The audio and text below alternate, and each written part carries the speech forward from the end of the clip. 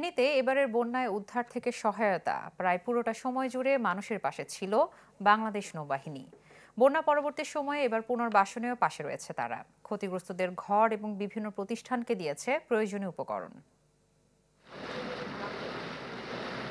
আগস্টে স্মরণকালের ভয়াবহ বন্যার কবলে পড়ে ফেনী। পানিতে তলিয়ে যায় ঘরবাড়ি, সড়ক, মহাসড়ক ও নানা প্রতিষ্ঠান সহ সবই। ঘটে বিপুল প্রাণহানি।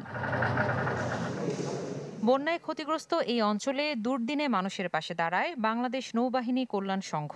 জেলার ক্ষতিগ্রস্ত 12টি মন্দির, 7টি মসজিদ, 11টি মাদ্রাসা, 4টি স্কুল, 4টি এতিমখানা এবং একটি কলেজকে তারা প্রদান করে প্রয়োজনীয় সামগ্রী।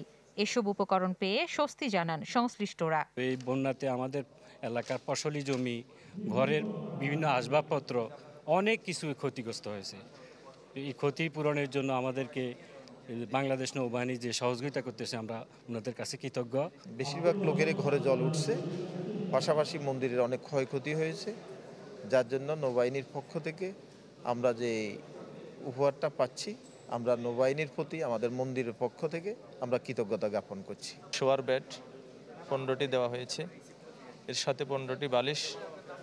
এরপর আমাদের ছাত্ররা ফ্লোরে বসে পড়ার জন্য যে জুট কার্পেট 40 ফিট 3 পিস, একটি আইপিএস ব্যাটারি, 2টি বুকস। বছর শেষের খুশি নগদে হবে বেশি। নগদ পেমেন্টে নির্দিষ্ট ক্যাটাগরির কেনাকাটায় 300 টাকা পর্যন্ত ক্যাশব্যাক। আর একটি মোটর 1.5 ঘোড়া। বন্যার শুরু থেকেই উদ্ধার ও সহায়তা কার্যক্রমে অংশ নেয় নৌবাহিনী। ঘর নির্মাণ করে দেয়া হচ্ছে শতাধিক পরিবারকে। পুনর্বাসন নিশ্চিতে শেষ পর্যন্ত ক্ষতিগ্রস্ত পরিবার ও প্রতিষ্ঠানগুলোর পাশে থাকার কথা জানান তারা। মসজিদ, মন্দির, মাদ্রাসা, দেন অন্যান্য অবকাঠামো, সেই সমস্ত প্রতিষ্ঠানগুলোর সংস্কার কার্যক্রমের অংশ হিসাবে এই প্রতিষ্ঠানটি, অর্থাৎ বাংলাদেশ নৌবাহিনী পরিবার কল্যাণ সংঘ যেটি রয়েছে, সেটি এই সেবামূলক কার্যক্রমটি পরিচালনা করবে। জেলা প্রশাসন জানায়, বন্যার ক্ষতি কাটিয়ে উঠতে ইতোমধ্যে বরাদ্দ চাওয়া হয়েছে সরকারের কাছে। চলমান আছে পুনর্বাসন কার্যক্রম। রাস্তাঘাটের যে পুনর্বাসন যেগুলো, সেগুলো কিন্তু এলজিইডি এবং রোডস ইতিমধ্যে শুরু করে দিয়েছে। অন্যান্য ডিপার্টমেন্ট ওয়াইজ শুরু করে দিয়েছে। কিন্তু আমরা তাৎক্ষণিকভাবে যে সহায়তা করার জন্য যে টাকা পয়সা আমরাগুলো বরাদ্দ পেয়েছিলাম, সেগুলো আমাদের ইতিমধ্যে শেষ হয়ে গেছে। আমরা সরকারকে লিখেছি আর কি।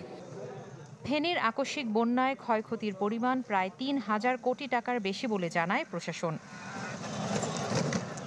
ইসরাত এমি, চ্যানেল 24।